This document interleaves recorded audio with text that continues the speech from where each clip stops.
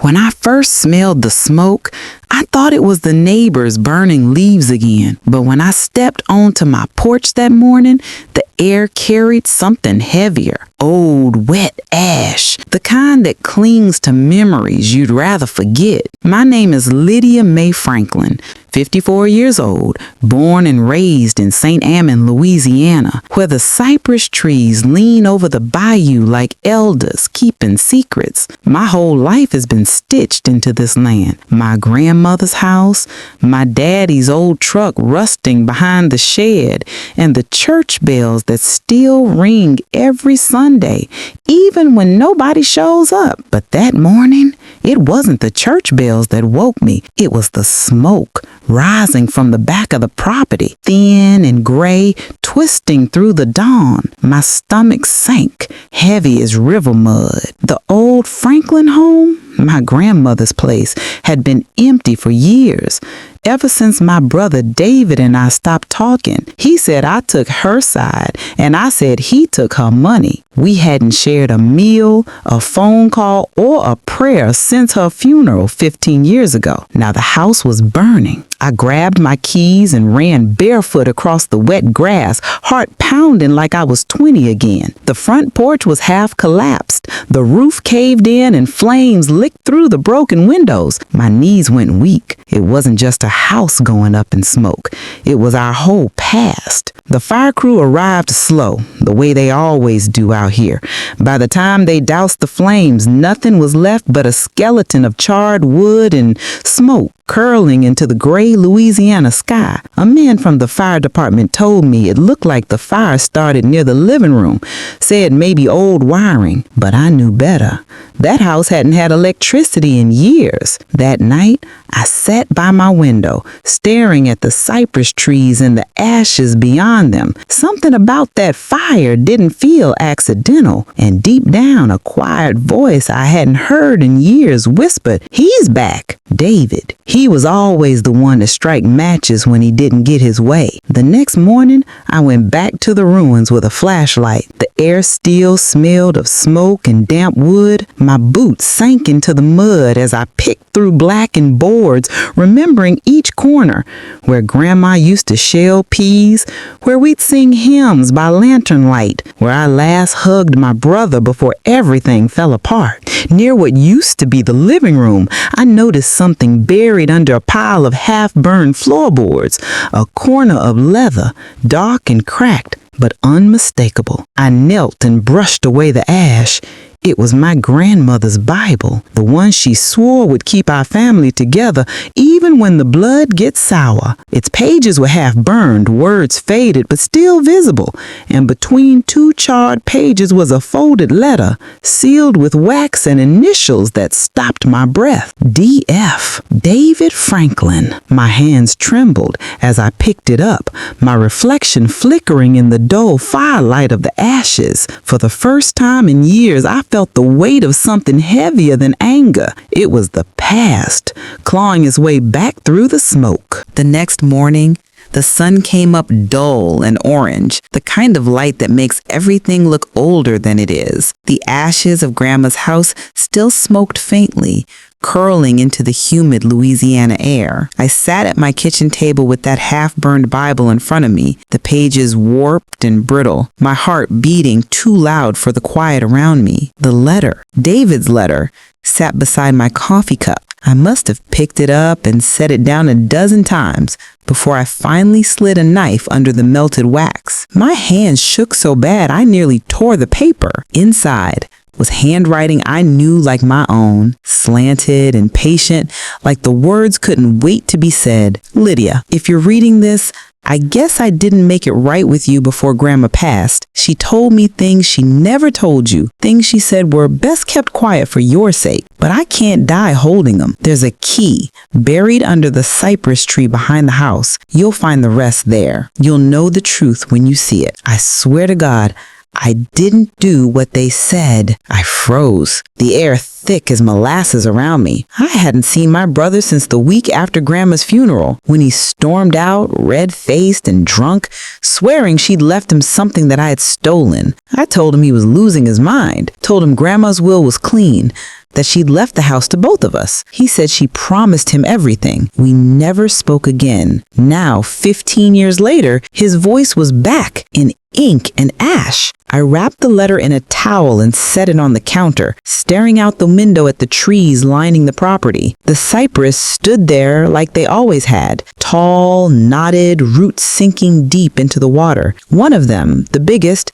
leaned a little to the right. That's where Grandma used to tell us stories at night, where David and I caught lightning bugs, where she buried a small tin-box ones and said, "Some truths don't belong in daylight." I grabbed a shovel from the shed and walked toward it. The ground was soft from rain, each step squished under my boots, the air buzzing with the sound of frogs and the low hum of the river nearby. When I reached the tree, I hesitated. My hand brushed its rough bark, and for a second, I could almost hear Grandma humming her favorite hymn, "Take my hand, precious Lord." I dug for what felt like hours before I hit metal. It wasn't a box this time. It was a small, rusted key tied to a strip of faded ribbon, the same blue ribbon Grandma wore in her hair every Sunday. My heart thudded. Then I noticed something else, a square outline in the dirt near the roots, the faint shape of old wood. I scraped it clean. It was a trap door, small, just big enough to crawl through. I hadn't known it was there, not once in all my years on this land. The key fit. It turned with a groan that sent a shiver through me. A breath of cool, damp air rose from below, and there, under the cypress, was a staircase leading into darkness. I stood at the edge, clutching the Bible against my chest, the scent of ash and wet earth thick around me. If Grandma and David had buried secrets here, I was about to dig them up, every last one. But something told me, once I went down there, nothing in this family would ever be the same again. The first step down that staircase felt like crossing into another lifetime. The air was cold and wet, tasting faintly of metal and mildew. I held my phone's flashlight out in front of me, the beam slicing through layers of dust and cobwebs that clung to the narrow tunnel walls. Each creak of the old wooden steps echoed loud enough to make me stop and listen, afraid the sound wasn't just my own. It wasn't a cellar exactly, more like an earthen chamber carved right into the belly of the land. The walls were dirt, packed hard, lined with boards and brick. The smell of age, rot, and rain hung heavy. When I reached the bottom, my light swept across shelves filled with old mason jars, rusted tins, and yellowed papers. But what made my breath hitch was what stood in the center of that room. A trunk, large and blackened with soot, its brass latch shaped like a cross. I hesitated before touching it, like maybe I was trespassing somewhere holy or cursed. The lid creaked open slow, groaning like an old ghost. Inside were letters, photographs, and a pistol wrapped in a stained handkerchief. And right on top, a note in Grandma's handwriting. "If truth burns, then let it burn slow. What's buried here was done for love." My knees gave out, and I sank to the dirt floor. The first envelope I opened was addressed to Reverend Thomas Green, Grandma's pastor from 30 years ago. The letter inside made my blood run cold. "Reverend, you were right. David isn't John's boy. I thought keeping that truth would protect them both, but I see now I've built my house on a lie. Lydia can't ever know. She'd hate me and she'd hate her brother worse. I've written to the boy's real father, but he can't come here, not after what we did that night. Pray for me. Pray for them, Evelyn." I pressed my hand over my mouth from keeping from gasping. David wasn't Daddy's son. He wasn't my full brother. The truth hit like thunder in my chest, the kind that shakes the windows and doesn't stop echoing. Grandma had lied to both of us, lied to protect something or someone all these years. My flashlight trembled in my hand. The edges of the paper blurred with tears I didn't remember shedding. I could hear her voice again. "Some truths don't belong in daylight. Only now I understood what she meant. I dug deeper into the trunk. More letters. Some from David to Grandma, some from a man's name I didn't recognize, Henry Coleman. His words were desperate, almost guilty. You said you'd keep him safe. You promised. But if she finds out, she'll take everything. The church, the land, even the children. I can't let her ruin us both. It was clear. Henry was David's real father, and Grandma, she'd covered for him, maybe for love, maybe for fear. But the pistol wrapped beneath those letters, that was what chilled me to the bone. The handkerchief was embroidered with Grandma's initials, but the barrel had John's fingerprints, my father's initials etched on the grip. Suddenly, I heard a sound behind me, a faint creak above. Someone was walking across the ground level, slow and heavy. My breath stopped.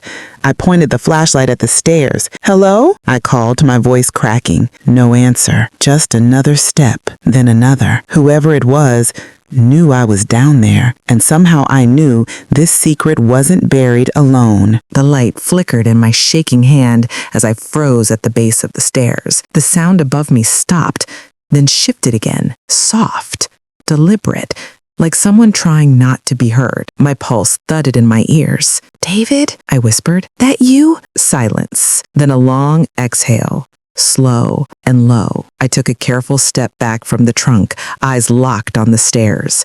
My heart told me to run, but curiosity, that dangerous bloodline curse we Hayes women carry, kept my feet planted. "Who's there?" I asked again, louder this time. Finally, a voice, husky, worn, familiar. "Didn't expect you to find that so soon." It was David. Relief and anger collided in my chest. "You scared me half to death," I snapped, voice trembling. "What are you doing here?" He stood at the top step, shoulders shadowed in the glow from above. The light caught his face, my brother's, but not my brother's anymore. There was a distance in his eyes, a hardness I didn't remember. "You could ask me the same thing," he said, descending slowly. "You shouldn't be down here." "Then why'd you leave the key on the floorboard?" I shot back. His eyes flickered. Surprise? Guilt? Maybe both. "I didn't," he said quietly. "That key wasn't supposed to exist." I felt the air shift, cold, heavy. He walked past me toward the trunk, knelt, and stared down into it like he was facing a coffin. "So, you know what she did." "Not everything, but enough." David ran a hand through his short curls and sighed. "Grandma wasn't protecting herself. She was protecting me." "From what?" "From knowing you're not my full brother?" He looked up and I saw pain cut through the anger in his eyes. "From knowing I'm the reason our father died?" The basement seemed to tilt under my feet. "What are you talking about?" David reached into the trunk, pulling out another folded paper. His hand trembled as he held it toward me. I opened it. An old police report dated July 1987. The name John Hayes was scrawled at the top next to the words, "Gunshot wound, accidental death, family home." "No," I whispered. "They said it was a break-in." "It wasn't," he interrupted. "I was there that night. Grandma told the sheriff it was an intruder, but it was me. I was only 6, Lydia. I found the pistol in that trunk. I thought it was a toy." His voice cracked. A man drowning in the weight of a child's memory. "She told me to never speak of it again, said God would understand, but the world wouldn't." I stumbled back, tears flooding my vision. "She carried that lie her whole life? And you let her? She was all I had left. If people knew the truth, I'd have been taken away. You'd have lost both of us. She made sure you grew up thinking our family was whole, even if it was built on broken pieces." I pressed my hands against my face. "That's not protection.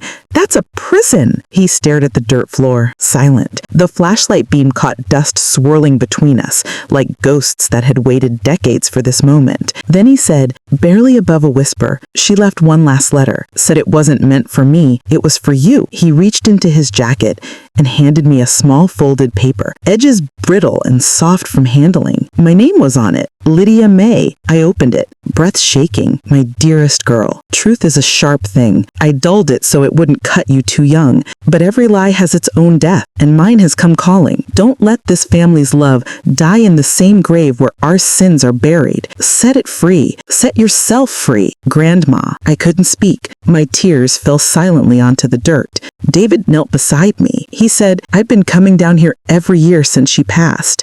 trying to figure out how to tell you. I looked up at him, this man who was both my brother and a stranger. Then tell me now, I said, voice trembling. Tell me everything, he nodded once. I will, but not here. Let's go upstairs. It's time the house heard the truth. As we climbed those creaking steps, I turned back one last time. The trunk sat open, the pistol and letters resting inside, like bones of a buried confession. For the first time, I didn't feel afraid of what was underneath. I was afraid of what would come next. When I finally stepped back into the living room, the air felt different, like the house had taken a breath it hadn't dared to in 30 years. The floorboards groaned under my feet, and the late summer rain tapped faintly against the windows. David followed behind me, quiet, haunted. He still looked like my brother, the same wide shoulders, the same tired eyes, but there was something else now, something raw that couldn't be unspoken. I sat down in Mama's old recliner, the one that still smelled faintly of lavender and menthol, and I stared at him. So, I said, my voice steady, though my hands trembled. Start from the beginning. He hesitated. Lydia, no, I interrupted.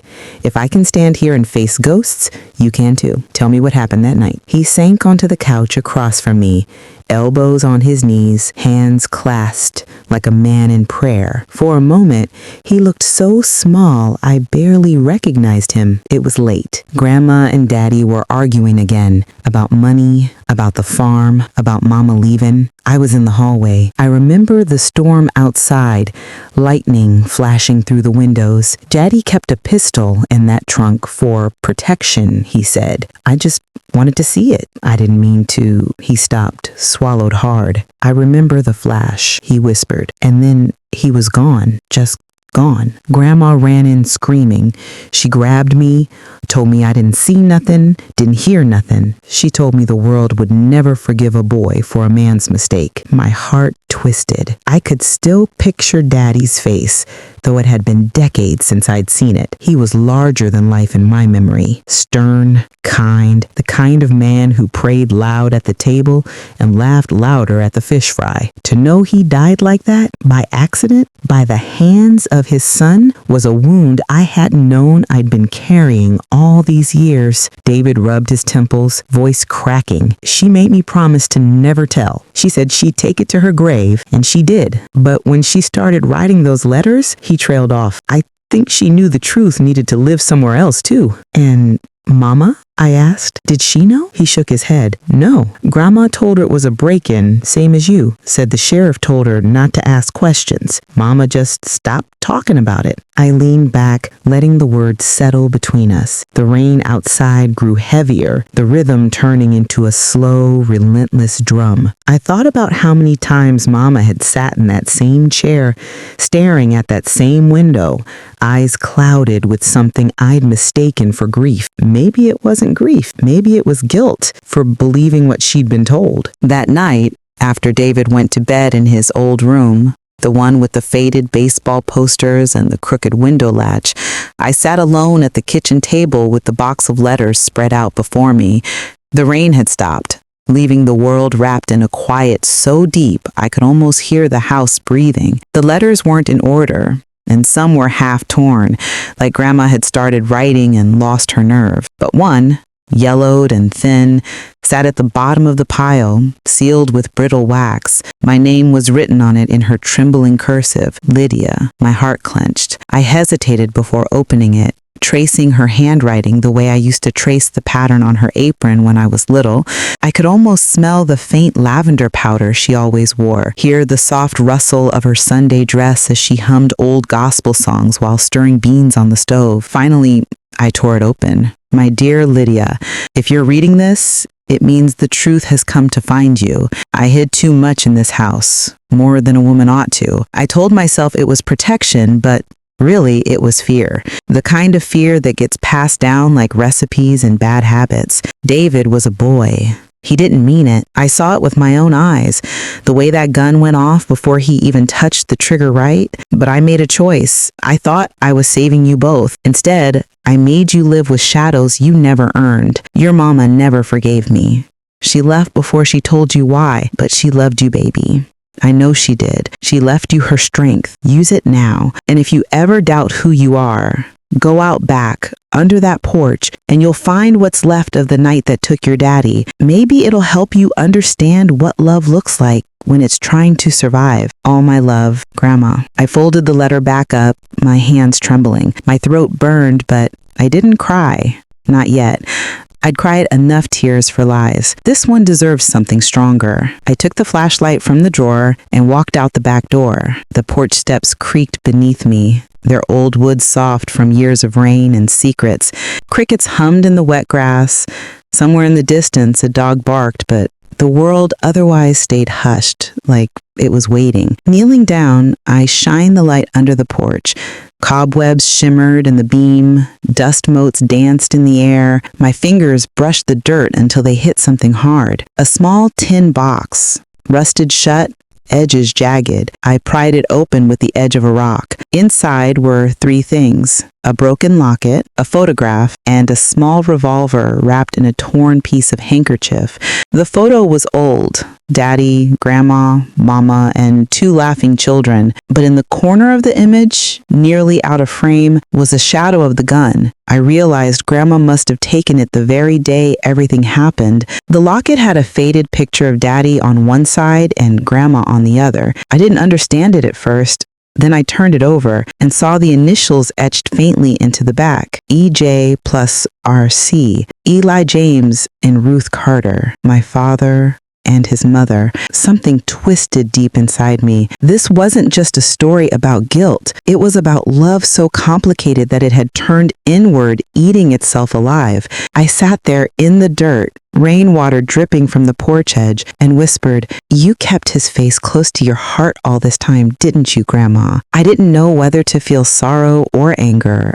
Maybe both. I took the box inside and placed it on the table. The house seemed smaller now, like the truth had filled every corner, pushing out all the lies. David came into the kitchen, rubbing his eyes. "Lydia, what are you doing up?" "I'm finishing it. It's time." He sat across from me, looking at the box, and when he saw the gun, he flinched. "You found it." "I did." We sat in silence for a while, listening to the hum of the old refrigerator. Then slowly, I reached out my hand. "We can't bury it again. We tell the truth and then we let it go." He nodded, tears slipping down his face. "You really think we can?" I gave a small, tired smile. Grandma thought she was protecting us. Maybe now we protect her memory the right way, by setting it free. I took the gun, the letter, and the photo out to the old oak tree behind the house. David followed. Silent. We dug a small hole together, our hands dirty, the moonlight soft on our skin. When we covered it back up, I whispered, "That's enough now." And for the first time since I'd come back to this house, I felt the air lift, like the ghosts were done whispering and we could finally start to listen to our own hearts again.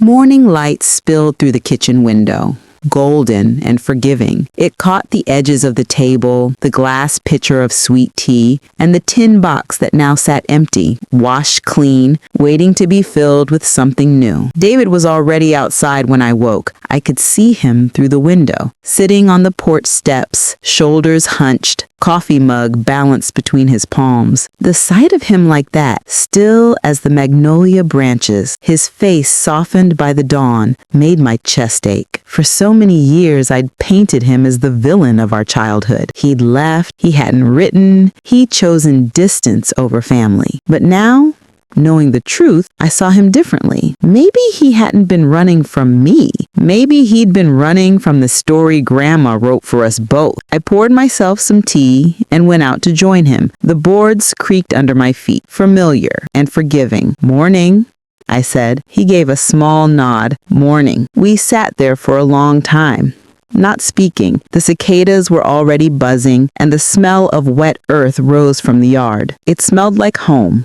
in all the complicated ways that word could mean. After a while, he said, "You remember the last night we were all here before Mama left?" I looked down at my hands. I tried not to. "I do," he said. "She came into our room and sat on the edge of my bed. She said, 'You and your sister are the same kind of stubborn, the kind that can save you or ruin you. Depends on which one you feed.'" I smiled a little. "That sounds like her." He sipped his coffee. "I think I fed the wrong kind." I shook my head. "No, you just didn't have anyone to show you how to feed the right one." He looked over at me then, eyes glistening in the sunlight. "What about you?" I sighed. "I built a life out of distance too. I stayed close to the house, but far from the truth. Turns out that's just another kind of leaving." The wind rustled through the magnolia tree, scattering a few white petals across the steps. One landed between us. David picked it up, rubbed it between his fingers, then let it fall. "Do you ever think she forgave us?" he asked quietly. I followed the petal as it drifted away. "I think forgiveness isn't something you wait to receive. It's something you decide to live like you already have." He nodded slowly, the truth of it sinking in. We spent the rest of the morning cleaning the porch, patching up loose boards, sweeping away cobwebs that had gathered like years of silence. Every nail hammered down, every plank scrubbed clean. It felt like we were mending something bigger than wood. When I found one of Mama's old Sunday hats in the corner,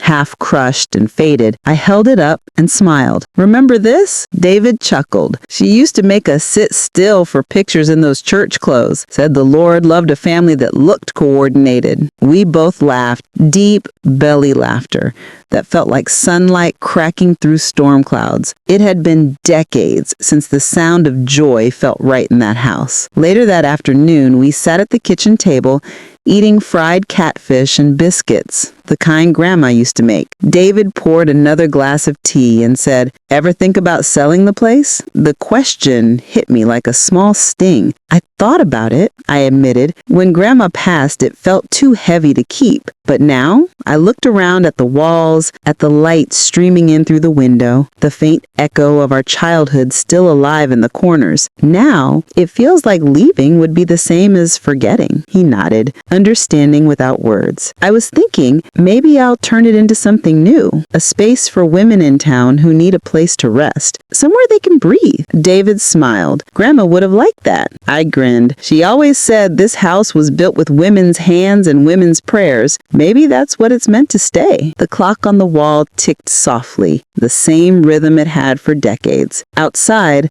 the magnolia leaves shimmered in the afternoon light. David stood and stretched. "You think Mama ever wanted to come back?" I thought about it for a long moment. Maybe. But I think she wanted us to find our way back instead. He reached out and squeezed my shoulder. "Looks like we did." I smiled, the kind of smile that comes from both sorrow and grace. "Looks like we did." And for the first time since coming home, I didn't feel haunted by the past. I felt held by it, like it had finally loosened its grip enough to let me breathe. That night, the house breathed differently. It was subtle at first, the way the curtains shifted in the breeze, the way the old clock's ticking felt less hollow. The Magnolia House, as Grandma used to call it, seemed to hum again, as if it had been waiting all these years for someone to finally listen. I couldn't sleep. The air was thick, humming with memories that didn't quite know where to go. I wandered barefoot down the hallway, the floorboards whispering beneath me. The moonlight spilled through the lace curtains,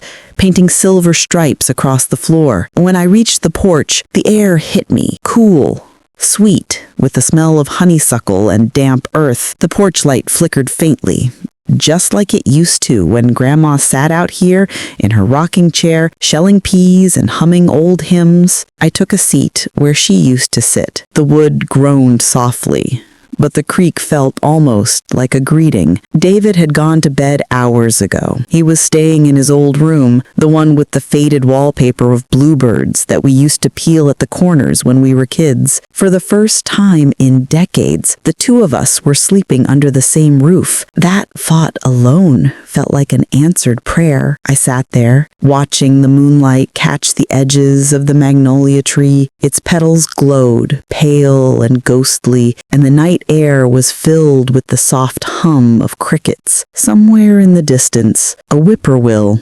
called, and then, Almost without realizing it, I started talking. "Grandma," I whispered, my voice low, trembling. "I found your letters. I know what you were trying to do." The porch light flickered again, just once. "I was angry," I went on. "For a long time. I thought you chose lies over truth. But now I see you chose love, the kind that hides pain to protect the people it might break." The wind stirred. The magnolia branches swayed gently, their shadows moving like quiet ghosts across the yard. I said, "Used to think love and truth couldn't live in the same house. But maybe that's the only way family survives, by learning how to hold both." I sat there for a while, letting the words hang in the night. Then I reached into my robe pocket and pulled out the one letter I hadn't opened yet, the last one I found hidden beneath the floorboard. Grandma had written it in the final months before she passed, and I hadn't been ready to read it until now. The paper was thin, yellowed at the edges, her handwriting looping and steady. "My sweet Mariah, if you are reading this, it means you found what I could not say aloud. The truth was never meant to divide you. It was meant to remind you who you are. You and your brother came from the same soil, the same roots, and the soil don't choose what grows. It just gives what it has. Don't carry my silence as your burden. Let it be your beginning." I pressed the letter against my heart. Tears slid down my cheeks, warm and cleansing. I could almost see her sitting across from me in her rocker, wearing her blue shawl, her face soft and knowing. "Thank you," I whispered into the night. At that moment, the porch light stopped flickering. It glowed steady and golden, casting a halo over the wood planks and the old rocking chair beside me. And then something strange happened. The sound of footsteps, faint and light, crossed the porch behind me. I froze. "David?" I asked. No one was there, just the empty doorway, dark and still, but I could feel it, the presence of something unseen, yet deeply familiar, not haunting, just here. I smiled, tears still clinging to my lashes. "I see you," I said softly. "You can rest now." The air settled, warm and peaceful. For the first time since I'd come back, the house felt whole again, not just patched up or restored, but healed. When I finally went inside, I turned off the porch light. The magnolia tree shimmered one last time in the moonlight before it faded into darkness. And as I closed the door behind me, I heard it, faint but clear, the sound of Grandma's voice humming a hymn I hadn't heard since childhood. Soft, steady, home. Morning came soft and golden, sunlight spilling through the kitchen window like warm honey. The scent of coffee drifted through the house, rich, earthy, familiar. For a second, I thought I heard Grandma humming again, that same low tune she used to sing while stirring grits. It hit me how easily love lingers in the smallest sounds. David was already sitting at the kitchen table, newspaper spread in front of him, though he wasn't really reading it. He looked up when I walked in, eyes red but calmer than the night before. "Morning," I said, pouring 2 cups of coffee. He nodded, then cleared his throat. "Couldn't sleep much." "Me neither," I admitted. We sat there in silence, sipping. The quiet wasn't heavy like it used to be. It was full, like there was finally space for us to breathe in it. After a while, I slid the unopened envelope toward him. "Grandma's last letter," I said. "You should read this." He hesitated, eyes flicking from me to the paper. "I don't know if I can." "You can," I said softly. She wanted us both to. He looked down, his hand shaking as he unfolded the letter. I watched him as his eyes moved over the words, first narrowing, then softening, then wet with tears. When he finished, he let out a long, uneven breath. "He knew," he said finally, "all of it. The money, the fight, even the lie about the will." I nodded. She knew everything. He leaned back, covering his face with his hands. I thought she was protecting me, he whispered. Turns out she was protecting both of us from ourselves. I reached across the table, resting my hand over his. It was the first time I'd done that since we buried her. I said, maybe it's time we start protecting what's left. He nodded slowly. What do we do now? I smiled faintly. We start cleaning up, not just the house. And that's what we did. All morning we moved through the rooms together, dusting, boxing, sorting. But more than that, we talked.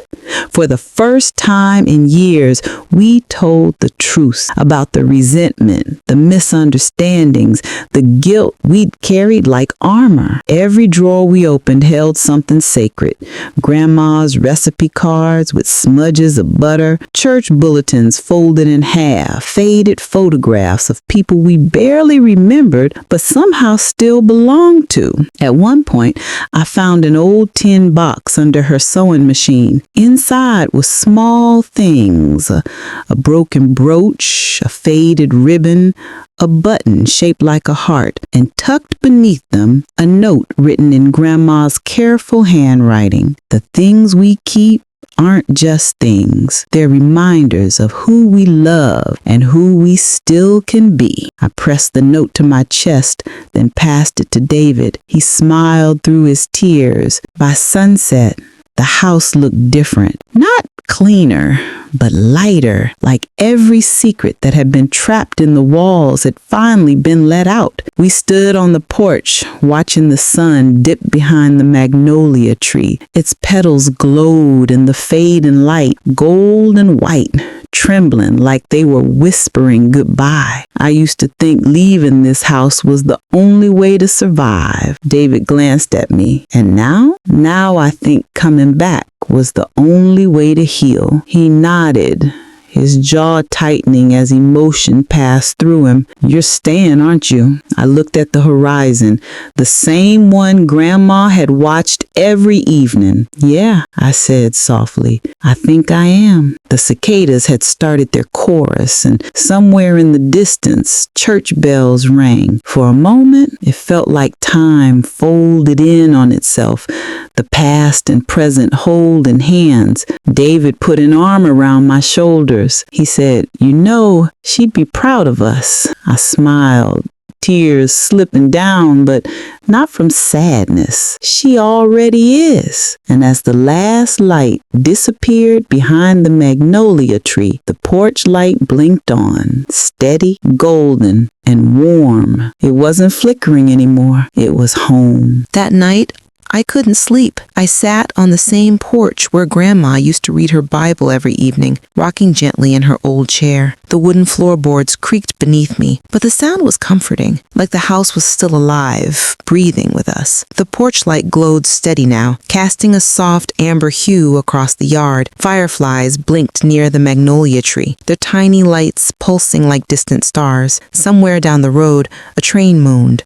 That long, lonesome sound that always made me feel like life was still moving, even when I wasn't. I held the last of the letters in my lap, fingers tracing the edges of the yellowed paper. It wasn't one of Grandma's, but one she'd kept, a letter from my mother, written years before she passed. I hadn't even known it existed. Her words were raw, full of regret and longing. "Mama, I never knew how to love right. You gave me everything, but I spent my life trying to prove I didn't need it. If you're reading this, please forgive me, and please take care of my baby girl." I pressed the letter to my heart and closed my eyes. The ache was deep, but it wasn't the same ache as before. This one had light inside it, something soft and forgiving. The screen door creaked behind me. David stepped out quietly, holding 2 mugs of tea. "You still awake?" "Couldn't sleep," I said, accepting the cup. He sat beside me, his big frame sinking into the second rocking chair. "Grandma used to say the porch was where truth came to sit," he said. I smiled faintly. "Then it's getting crowded tonight." He chuckled, a low, genuine sound. It had been so long since I'd heard it, I almost didn't recognize it. We rocked in silence for a while, listening to the crickets and the hum of the night. The magnolia petals shone pale under the porch light, scattered across the yard like blessings. "Do you ever think about leaving again?" David asked quietly. I looked out into the darkness. I used to think leaving was the only way to find peace. But this house, this land, it's in our blood. Maybe peace isn't about running away. Maybe it's about staying long enough to make peace with the ghosts. He nodded slowly, his expression softening. I think Grandma knew that. That's why she never tore this place down. She was waiting for us to come back and finish the story. I smiled. Then let's make sure it ends better than it started. We clinked our mugs together, a quiet toast to second chances. For a while, David went back inside, but I stayed out there. The night air was heavy with jasmine and memory. I thought about all the women who had stood on this porch before me. Grandma, my mother, great aunts whose names were half forgotten, but whose strength lived on in our bones. They had all endured heartbreak, betrayal, loss, yet still found ways to hold on to love. I whispered into the night, "Thank you." And I swear, for a moment, the wind stirred through the magnolia leaves like a voice answering back. "You're welcome, baby." The porch light flickered once, just once, before glowing steady again. I took it as a sign. Tomorrow, I'd start fresh. I'd reopen Grandma's old cafe in town, the one she'd closed when Mama got sick. I'd make it a place where women like her, like me, could come, sit, and talk about the things that mattered. Family, forgiveness, the strength it takes to love after being broken. I knew there'd be hard days ahead, but as I sat there beneath that porch light, I also knew I had finally found my footing. The past had hurt me, but it also built me. And now I was ready to build something new. When the first hint of dawn touched the horizon, I rose from the chair, stretched my arms, and whispered to the house, "We're okay now." The boards creaked beneath my feet like an old woman's laugh, and I smiled, because for the first time in years, I believed it. 2 months later, the scent of coffee and cinnamon filled the air again, just like it used to when Grandma ran Hayes's Corner Cafe. It had taken every bit of grit I had to bring it back to life. Scrubbing walls, painting tables, sanding down counters worn by decades of elbows and laughter. But that morning, when the sun spilled through the big front window and hit the polished wood, I felt her spirit standing right beside me. I'd hung her old sign right back where it belonged, chipped, faded, but proud. Hayes's Corner, where love is served hot. It made me laugh when I saw it again, because Grandma always said that love, like coffee, should never be cold. David came in through the back door, carrying a crate of sweet potatoes. His shirt was soaked with sweat, but there was a light in his eyes I hadn't seen in years. "You really think folks gonna come back?" he asked, dropping the crate near the stove. I wiped my hands on my apron, a white cotton one with embroidered flowers Grandma had stitched long ago. "They will," I said, "not because of the food, because this place feels like home." And I was right. By noon, the bell above the door kept ringing. Old faces, new faces, all bringing their stories with them. Mrs. Lorraine from down the street came in with her granddaughter, talking about how she used to sit in this cafe when she was a girl, sipping sweet tea after church. Reverend Porter stopped by too, leaning on his cane, saying he'd been praying for this place to open again. Every time someone walked through that door, I felt like another piece of Grandma's legacy came back to life. Behind the counter, I found the rhythm again. Pouring coffee, plating peach cobbler, listening more than I spoke. The hum of conversation filled the air like music. It wasn't just a cafe anymore. It was healing. Later that afternoon, David sat across from me during a break. He took a deep sip of coffee and looked around. "You did good, Eve," he said. I smiled. "We did good." He nodded. "You think Grandma would be proud?" I looked around the room, the sunbeams slanting across the floor, the chatter of neighbors, the sound of laughter mingling with gospel music on the radio. "She already is," I said softly. At that moment, I saw a young woman sitting alone by the window. She looked about Tasha's age. maybe 20, eyes heavy with something familiar. She was turning a small photograph over and over in her hands. I walked over and smiled gently. "You okay, baby?" She looked up, startled, then nodded quickly.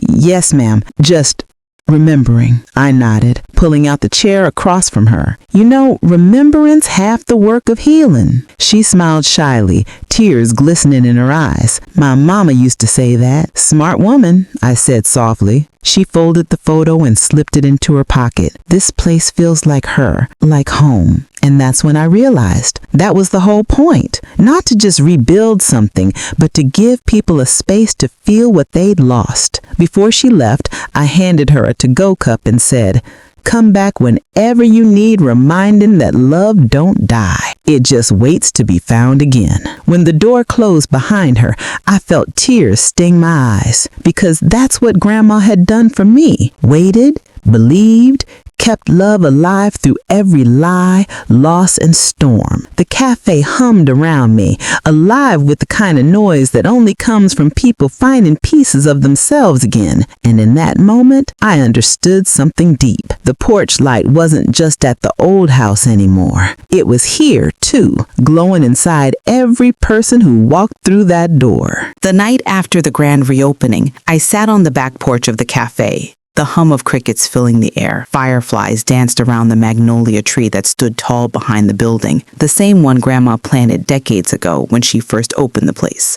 A soft wind swept through, carrying the scent of fried peach pies and cinnamon coffee. My apron was still tied around my waist, a little flour smudged on my hands, but I didn't mind. The ache in my bones felt good, like proof of a day well spent. I leaned back in the rocking chair, eyes half closed, and whispered into the night, "We did it, Grandma.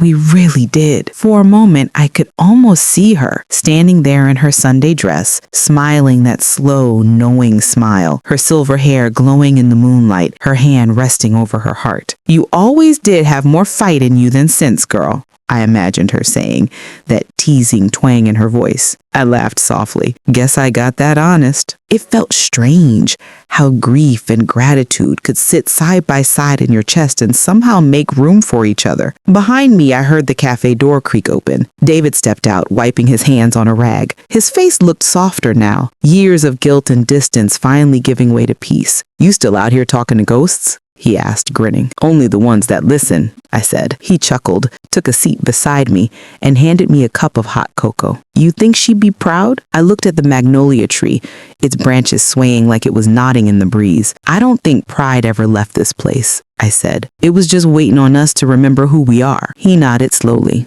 eyes glimmering. "We sure did forget for a while." "Yeah," I said quietly, "but forgetting don't mean gone. Love's like light. It can hide behind clouds, but it never stops shining." For a long moment, we sat there in silence, just listening to the night. Then, across the street, the porch light of Grandma's old house flickered on. That same golden bulb she used to leave burning for anyone who was lost or late coming home. It shouldn't have been on. No one lived there anymore. But it was. David's breath caught. "You see that?" "Yeah," I whispered, heart swelling. "She's saying good night." The glow stretched across the street, bathing the cafe and the magnolia tree in a soft amber warmth. And for the first time in years, I didn't feel the weight of Sunday dresses or old secrets or lost years pressing on me. I just felt free. When I finally went inside and locked up for the night, I glanced back once more through the cafe window. The porch light across the street still burned, steady, quiet, unyielding, a reminder that some love doesn't end when people do. It lingers, it teaches,